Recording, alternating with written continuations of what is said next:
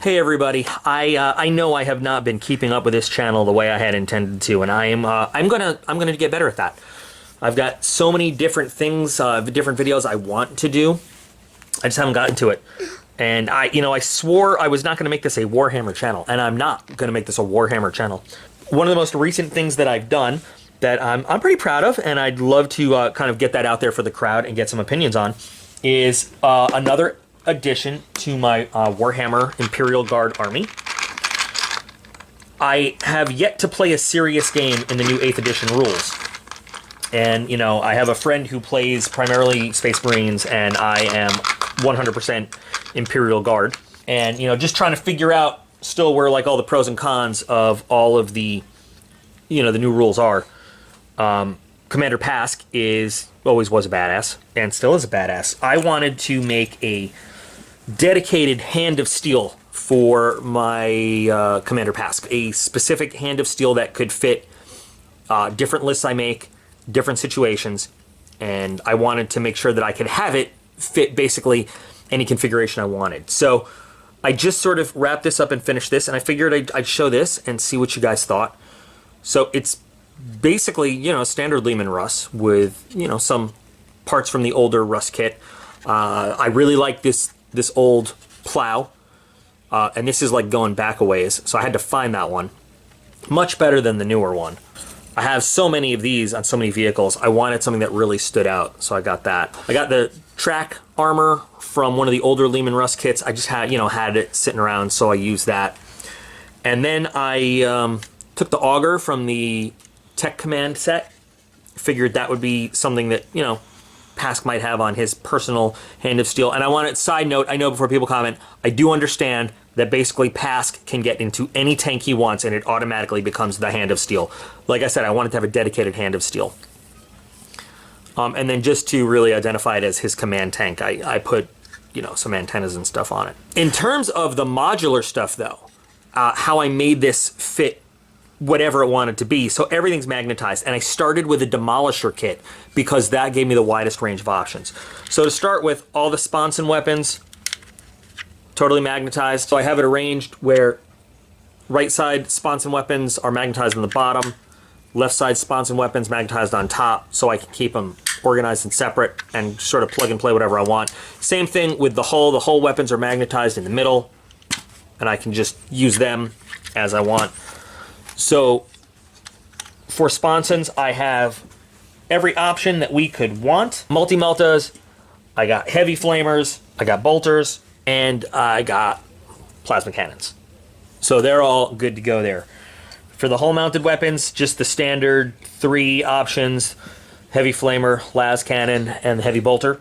Love hunter-killer missiles. I think every tank should have hunter-killer missiles, so I just made a quick little stock plastic mounting for a hunter-killer missile rail, and that's all magnetized on because I think, it just gets really confusing during a game when you have them all glued on and you're trying to remember who's fired their missiles and who hasn't. So this is just a really easy way to say he fired his missile already, or no, he hasn't. Big thing that kind of I'm proud of on this tank that fit a multitude of situations is sort of the modular cannon that I worked out here. So this is kind of why I needed to work with the demolisher as opposed to the standard Leman Russ to make this happen. The standard demolisher turret mount in there, and everything fits in there nicely. So of course we've got the big old plasma cannon, and everything still does move. Everything raises up and down. We've got the demolisher, if we choose to roll with that. And then to fit everything else, I ended up taking the Punisher. I took the mount that the Punisher goes in, and I started working with that. Still get to raise guns up and... Oh. And everything still does move. Everything raises up and down. We've got the demolisher, if we choose to roll with that. And then to fit everything else, I ended up taking the Punisher. I took the mount that the Punisher goes in, and I started working with that. And I took the collar from a standard Leman Russ that your battle cannon and your Vanquisher would fit into. I mated that up with the mount from the Punisher.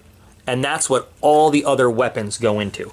So this magnetizes right in there. And by the way, I also forgot, the rear deck here is magnetized, so standard rear deck for everything but the plasma cannon. But if we're fighting with the plasma cannon, there's our plasma deck there. The whole thing obviously is still a great work in progress. Anyway, once I got this sleeve mounted for all the other cannons, it was pretty easy. So for the battle cannon and the Vanquisher, I didn't really have to do any other work. I'm sorry, the camera work on this is just awful today, but for the battle cannon and the Vanquisher, I didn't have to do any further work. It just fits in very nicely right there. Battle cannon, Vanquisher. So again, depending on how I choose to play Pask and what I want his vehicle to be able to do. A little modification and taking another battle cannon and cutting that little insert off. So basically I cut it, if you see, to right there.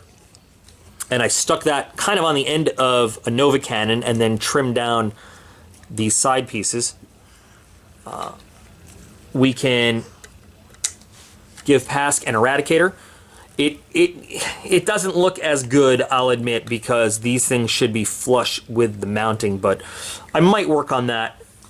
I'm not sure. I kind of like the way it is now. The reason I cut these tubes off is to make them flush with this ring that goes around the barrel, so it kind of looks more complete than just having them extend a little bit beyond and just stop. But we can have Pask mounting an Eradicator cannon. Finally, because the Punisher is what I hear Pask is doing really great with, I wanted that to fit in there too. I didn't have another one of these little plugs to cut off, so I just sort of made one out of stock plastic, and I kind of fit it together. A square 1mm by 1mm rod, and just sort of built it up slowly until I got the right shape. I used this as a model and made it so that the Punisher then also fits very nicely into this mounting. A little bit bigger than a standard Punisher, but I think it still looks pretty good. With this mounting system, it gives Pask the ability to mount kind of 6 of the 7 armaments that a Leman Russ can carry. I don't have the Exterminator because I never run with those anyway. The latest 8th edition 40K Imperial Guard tank. I'd love to hear what you guys think about the kind of magnetized mounting system I came up with there to incorporate them all. Good, bad. What do you think? What are you doing with yours? Anyway, short video, but I am going to get much more active on this channel. Promise. So thanks for watching, guys. Appreciate it, and I'll be back again real soon.